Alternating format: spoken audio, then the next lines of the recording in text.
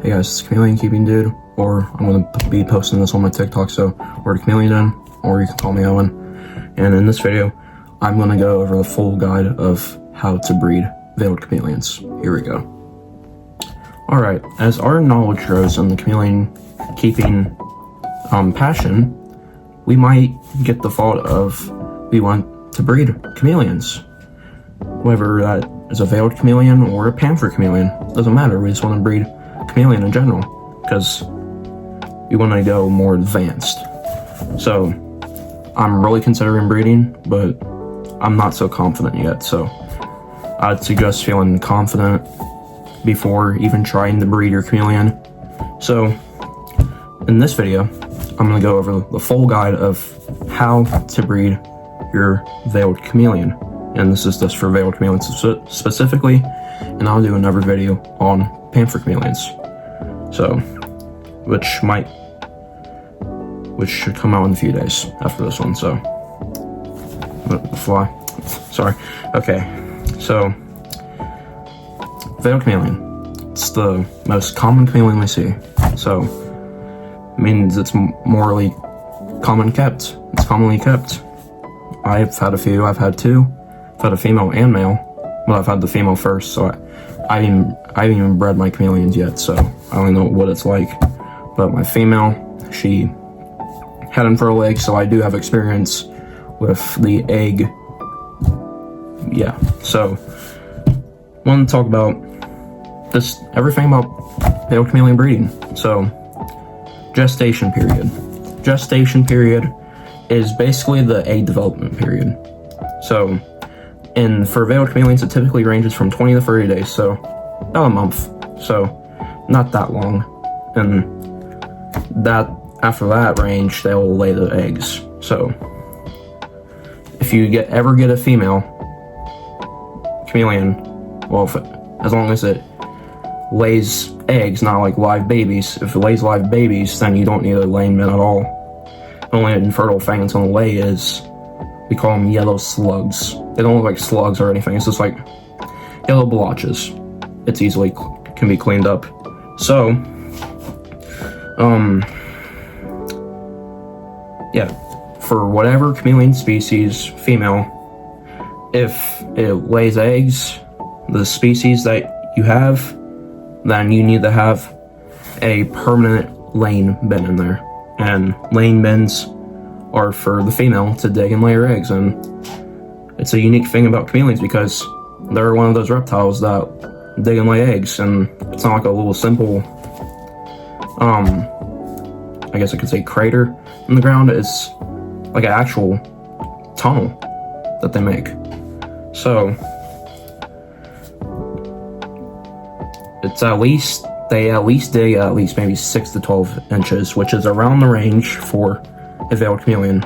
And I put my female's laying box depth at 6 inches because it was recommended. So I would recommend that too. Worked out perfectly fine. I will say, let's ensure that the laying box has moisture, because if it doesn't have moisture, then that sand won't be able to hold up and make a strong tunnel, because without moisture, it's become loose sand. So if she tries to dig, that sand's going to fall on her and she more than likely can suffocate. So we don't want that. So there's the laying bin, there's the gestation period. Again, gestation periods, the egg development period, or yeah. So after the gestation period, well, let's go on to like the first things. So, veiled chameleons, non-receptive females. Non-receptive means not available due to already being gravid or something else. So, non-receptive veiled chameleon females will display striking colors and even a very dark black. Like, the green that used to be there was go all black. Then she'll still have those polka dots. So, non-receptive females will display that. But it's not just that. They could also just be they can also display, like, it's kind of like defensive colors. And this black and the polka dots is not a defensive. It's simply meaning that the chameleon is already gravid and is not available. So, but the female could also display like green. Don't know if that's true, but I'll have to recheck again, but that's what I read up on, and that's what it said. So, chameleon eggs take a long time. If it's fertile eggs, they take a long time to hatch. At least half a year. So, at least half a year would be, well, for veiled chameleons, it's around 100 to 240 days. So it's around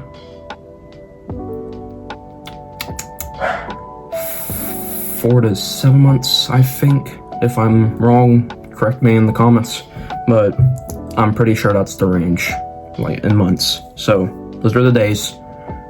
That's the hatching period. Once she lays the eggs, then you'll have to wait that long. So clutch sizes 30 to 85.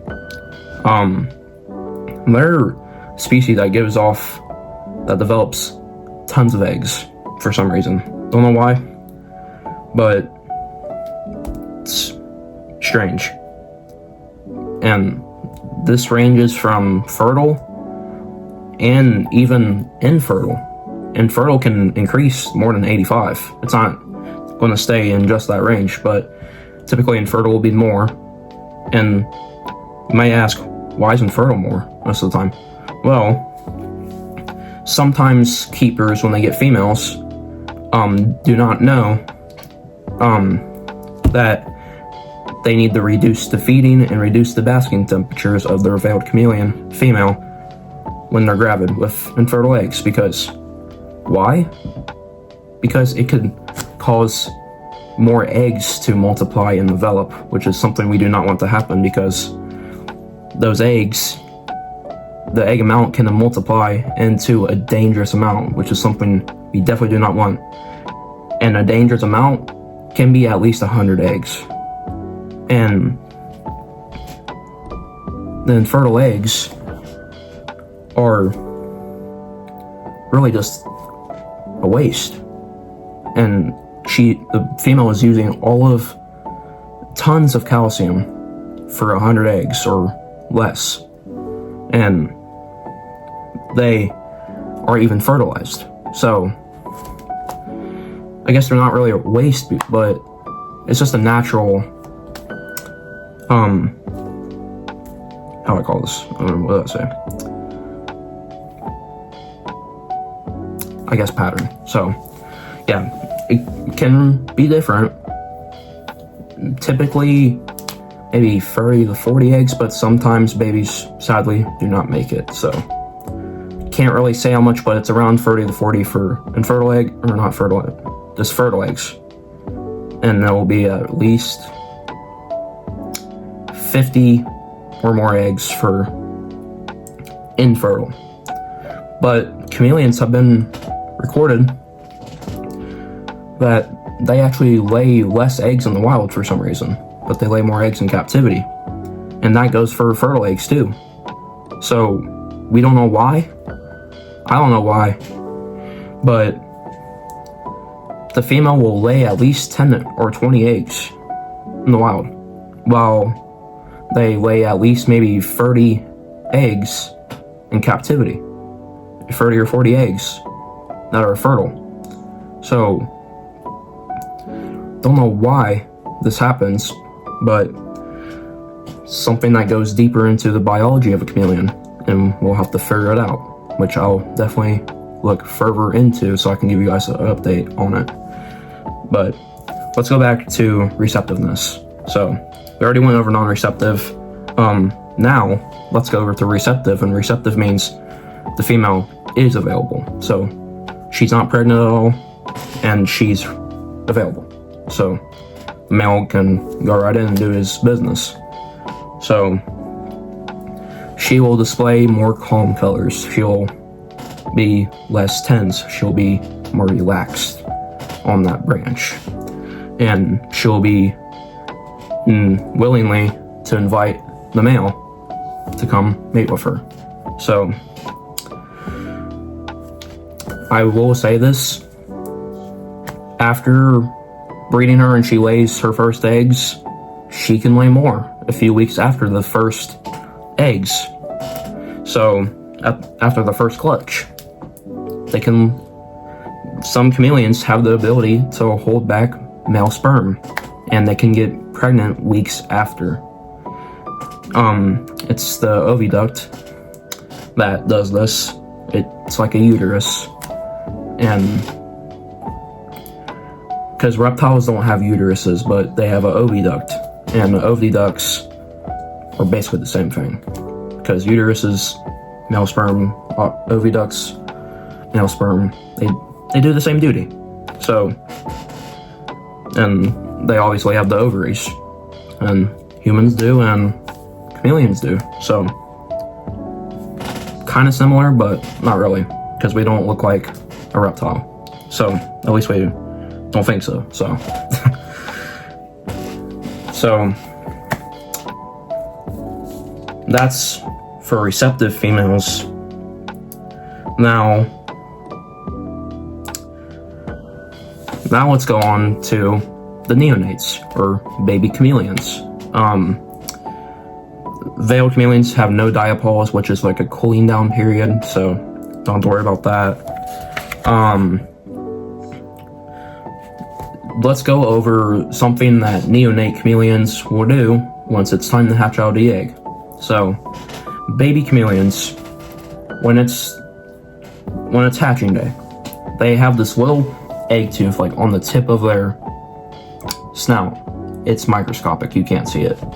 So they use this egg tooth and slit themselves out of the egg, which is also called pipping.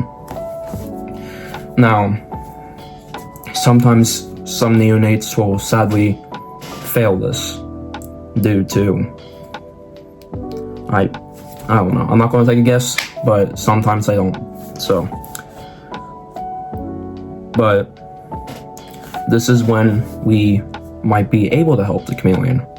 But if we are able to help the chameleon get out of the egg, then we have to be very gentle and careful, because one wrong move or a wrong of force can go all downhill, which is something we do not want to happen. So we just got to make sure that that doesn't happen, and we don't lose our neonates. And it doesn't happen in all of them. It's possible, but it doesn't happen in all of them. It's less likely to happen in all of them, but some babies will make it. That's not all.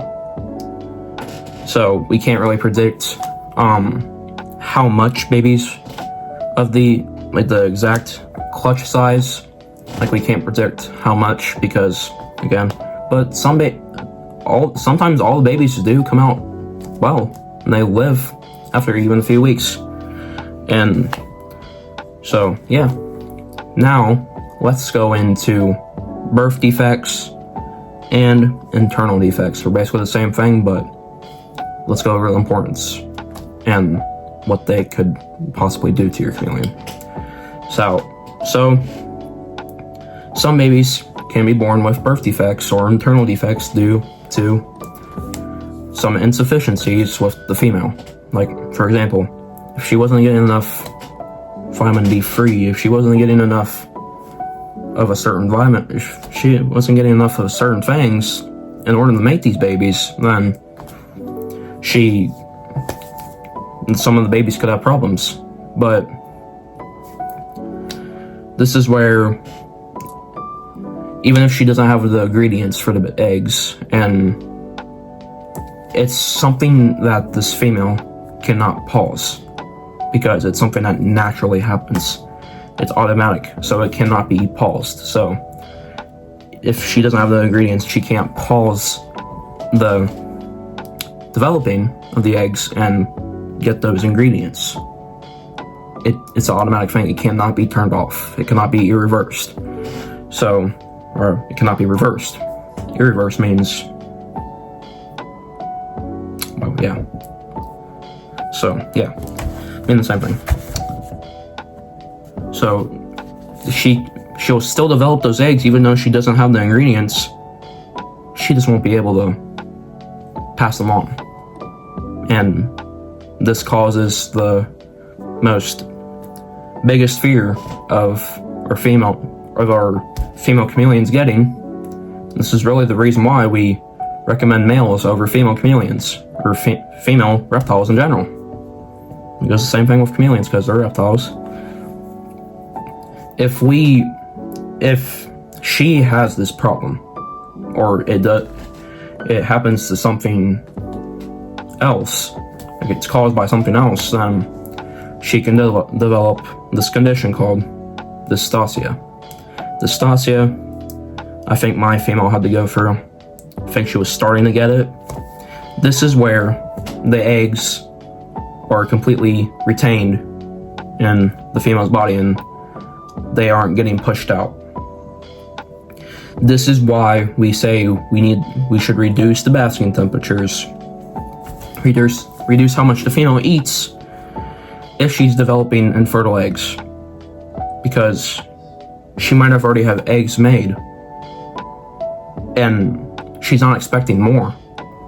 So if we keep up the overfeeding and normal basking temperatures, then I swear more infertile eggs are gonna multiply. This is why we strongly suggest lowering the food intake and the heat levels.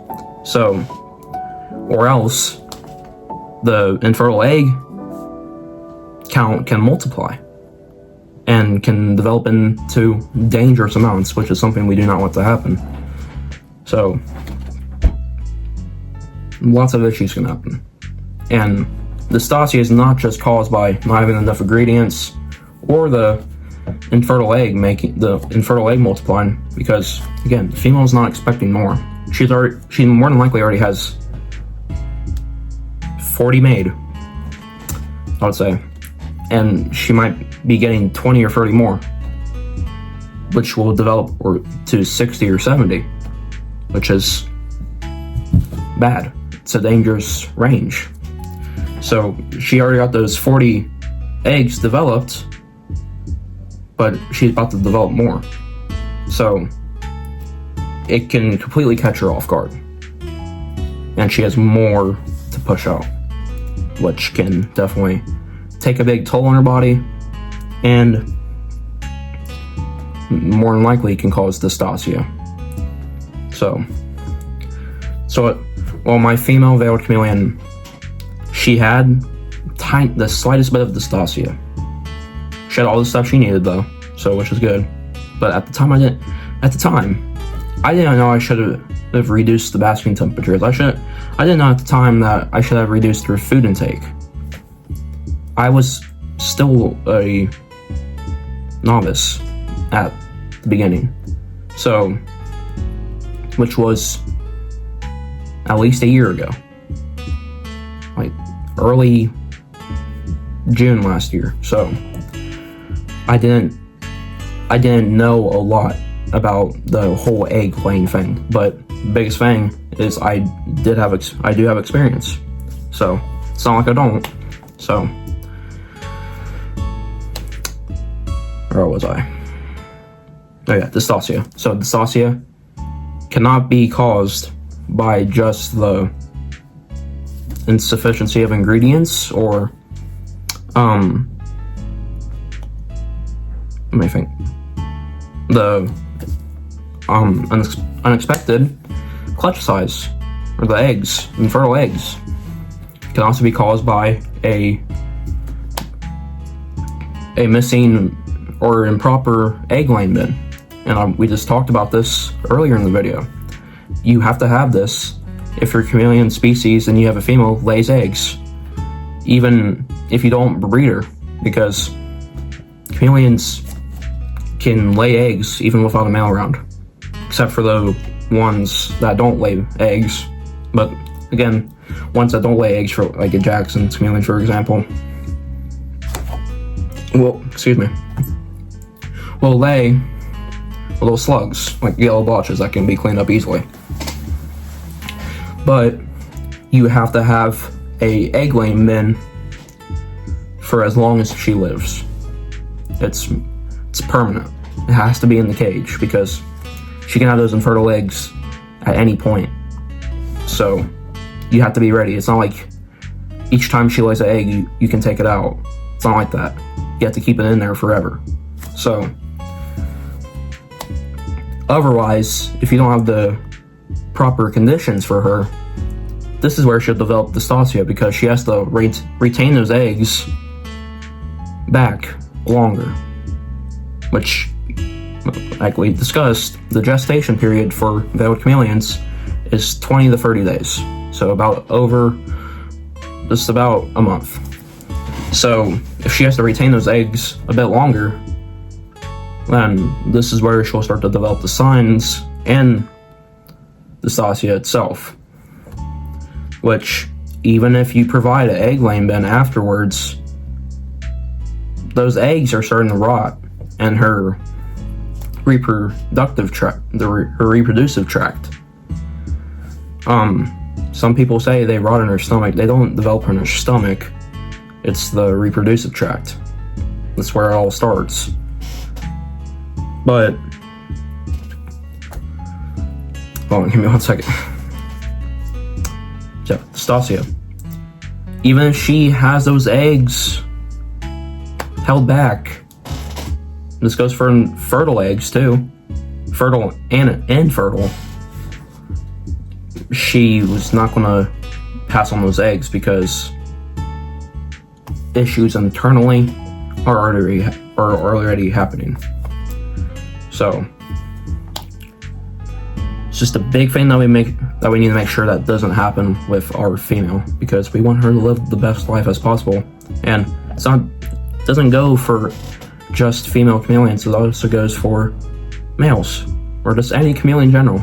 Any chameleon that we keep, we want to ensure that we give it the best life possible.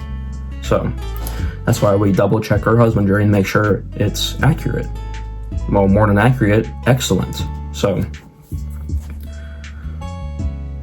now let's go over incubation. Oh yeah, I was not done discussing the defects. So I'm going to use my pamphor chameleon for example because he has a birth defect and he's been living just fine with it, but it's already been treated by a vet like a year ago, so it's fine. But like some babies can develop birth or internal defects due to insufficiency of whatever the female didn't get. That can lead from minerals to vitamins. So really the internal effects are rare. Many baby chameleons do not get it, so we do not see many neonates get them, but it's still possible. So it's not like you have to get your hopes up that your neonates will not get one. So internal defects, like I said, are rare, but babies, even with them and they seem fine, might only live a few days or even a few weeks, and they'll eventually pass away, sadly. So, because you don't know what the internal defect is unless you take it to the vet, but there's really no way of saving it because it's a defect. It's something it was born with. I mean, some defects might be able to get fixed, but like my pamphor, he has like a tongue defect. It has nothing to do, like, he has no issues with vitamin A, he has no issues with calcium, because if he's not getting enough calcium supplementation during the day, like vitamin D3, then his tongue will be weak, which is a sign of metabolic bone disease, which he doesn't have. But sadly right now he has gout, so don't know why that happened too. So he might just have some bad genetics, or something far worse was developed with genetics. Well, that's a birth defect. So his birth defect is his tongue issue. So even if we gave him calcium medicine, even if I doubled the calcium dose, like supplementation dose on the insect feeders, or how much we were feeding, like how many times we were feeding the supplementation. He still had the tongue issue. Tried everything, and his tongue is just like that, and he's been living fine ever since with it. So there are some birth defects that your chameleon can live with. It's just the internal defects, more than likely not. So again, I want to get your hopes up that your neonate chameleons will not have one internal defect, so I want to get your hopes up. So, okay, now let's go over incubation. So, incubation for our veiled chameleon's eggs. The temperatures are very important. If they're too high, if they're too low, issues can go wrong. And anything could go wrong if we don't have the proper conditions for these baby eggs. So, incubation around 78 degrees Fahrenheit to 82 degrees Fahrenheit are the suggested incubation temperatures for your veiled chameleon's eggs. And you must ensure that you have this, or else that issues will go downhill. So around the temperatures, around the ranges, so not too hot, not too low temperatures. So sure you have that.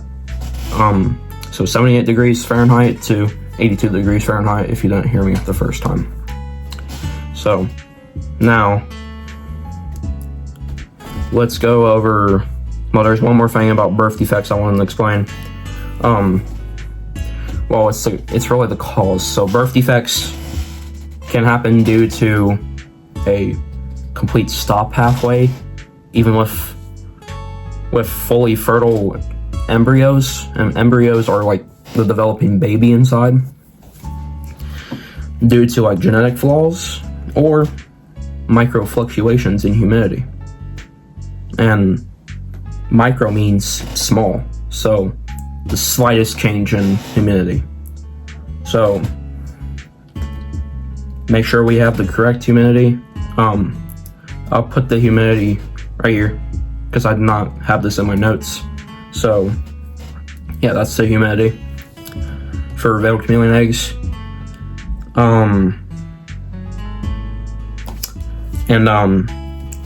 Last thing about the breeding, females, this is for veiled, female veiled chameleons can sexually mature between 4 and 6 months. And you might say, oh, that's pretty young, so does that mean I can breed them at that age? Typically not. Well, just no, because this age is too young. It's not because of the age of the chameleon, it's the developing of the chameleon, because they're still at least a juvenile. So if you introduce this female to an adult male, she's gonna make those eggs, then she can have some calcium depletion because her skeletal system's still trying to develop. But when she gets eggs and she's mated at the time, then she's gonna have some calcium issues because she needs the calcium for her bones in order to be strong and continue growing, so she doesn't get metabolic bone disease, because metabolic bone disease will stunt growth, so it's not like it won't. So yeah, because their skeletons are still developing. So if we breed them at this age, then things can go downhill. So that's why we don't recommend breeding at that age, even though they get sexually mature at that age. So now let's go over when the eggs are about to hatch. So here are like 3 signs that you will see when your chameleon's eggs are about to hatch. And they're pretty simple to spot. There might be actually 5, I don't know, but around that. So when your chameleon's eggs are about to hatch, you might see sweating. Just sweating. And the reason why we call this sweating is because there's visible water droplets on the egg. And why this happens is because the egg is removing excess moisture that was absorbed into the egg for development. So that's what the egg is doing. It's just removing excess moisture so it can get ready for hatching. So that's one sign you might see. And you also might see some weird patterning on your chameleon's egg or eggs. This means that starting, I forget the reason why, but it is a hatching sign. So if you start to see this, that means just keep your guard up for one day, and you might get a few chameleons to hatch. So at this point, if you start to see this is a hatching sign.